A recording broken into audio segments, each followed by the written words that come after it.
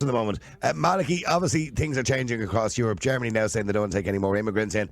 And of course, what kind of makes the whole thing farcical is this stupid story today in the paper about the two Chinese lads in Shannon Airport who were given a McDonald's, sent out of court, and the guards told to find them somewhere to live.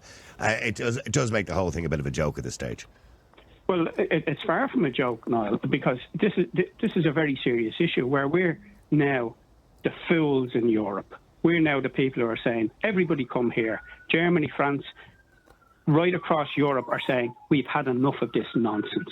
We've had enough of taking the third world into our country and depriving our own people. There's 13,500 people homeless in this country. That's not including people who are still in their mother's houses who can't get out in their 40s. And that is leading to social disintegration and the destruction of any kind of social contract with the state. And when you have incidents like today, that's the only one that we know of. You can be sure that that's happening on a regular basis. All across, absolutely. Yeah, it's just the one that happens to be the paper. And, we're not bringing in the doctors and the scientists. We're bringing in the lowest of the low. And they keep telling us there's no connection between crime and immigration. As I keep saying, and I said to Carl Dieter on your programme, come up to the CCJ with me some days. I'm still waiting for him to come because he denied it at that time. You only have to look at the district court lists in any court in this country. You only have to look at the circuit court lists for sexual assaults, a huge amount of non-nationals who should not be in this country. And, one of your callers there was saying that Ryanair should send the details of people when they scan their passports. Michael O'Leary offered to do that and said to the government, to Helen McEntee and the Minister for Justice... I'll take photographs of the pass, yeah. He said he'd take photographs. We will email it. He said, we will email the stuff to you. And they said... Well, actually, they said nothing. They didn't even come back to him. So, and we listened to McEntee today again, or yesterday. Oh, we're going to, deport people. They told us that before the European local elections. Yeah, and the European elections. They didn't, and people exactly naively believed them. Yeah.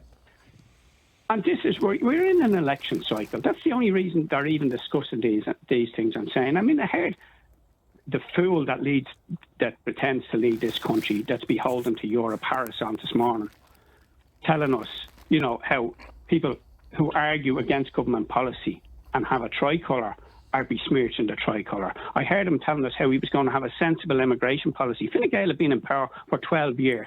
It's like Donald Trump said to Harris the other night, it's all you're going to do. What have you been doing for the past, in their case, 3.5 years? Fine Gael and Labour, or Fianna Fáil and the Greens have destroyed this country with the cooperation of the Social Democrats and the Provisional Alliance and the NGOs. left-wing politicians, the whole lot of them, and the NGOs, which are funded in order to destroy this country. And if you look at some of the figures and the I was looking at the figures this morning at the funding for the NGOs and the payroll. And there was one NGO which represents refugees. There's God knows how many NGOs that represent refugees, but one in particular, right? There's 12 people working, and the payroll is 860,000. So I said they're paying each other 70. They're paying 70 grand. It seems to be the average wage for the 12 staff. And I'm going, yes, Jesus Christ. Well, you can be sure that there's not the average slightly distorted because you'll have people who are on well over 100 grand on those things. And if you look at the one below that, I think that was Irish Refugee Council. If you look at the Immigration Council, the figures are almost the same. And they're getting at least 50% government funding. Mm-hmm. And the rest are getting... You must be looking at Mr. Delahunty's tweet as well, were you? I just couldn't think of his name there. And he'd done very good research and putting that all together. Yeah. And, this is how we're in the situation we're in, because there are so many people now who work in the NGO sector who will never vote to change the system that pays them. Nobody bites off the hand that feeds them. They don't care about the destruction of this country. A huge amount of them don't have kids and aren't concerned about, their kids down the road not being able to buy a house. Like I have a granddaughter buying a house now at the minute, almost €500,000 for a standard 3-bedroom semi-detached, and she has to buy it outside Dublin and travel into work. Like, where is the logic in creating a society that does that? A mortgage for 35 years, all of her working life, she will be paying a mortgage. Do you have a little bit of hope, Maliki? And I'm sorry, I have to be quick because I have to go to Keaton Maureen as well here now. But do you have a little bit of hope that when you look across Europe now, you're seeing Germany saying we're going to get tough now in immigration.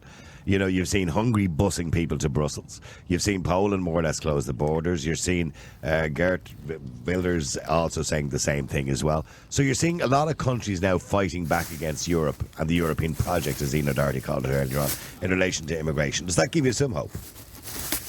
Well, it gives me some hope for those countries, but it doesn't give me any increased hope for this country, because we seem to want to be the best boys in Europe. Look at the way we treated the whole Apple thing, 13 billion. Anybody else would put their hand out and say, give it to me now. Yeah, but I think I'm not going to go into it now, but I think we'll disagree on the Apple thing. You know, I don't believe Ireland wanted that money, and I don't believe it was the best result for Ireland. No.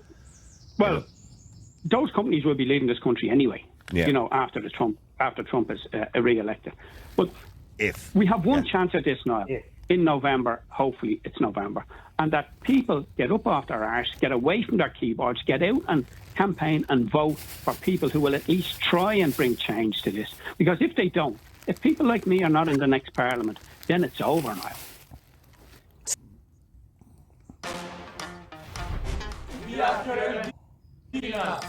Extend is our valued partner.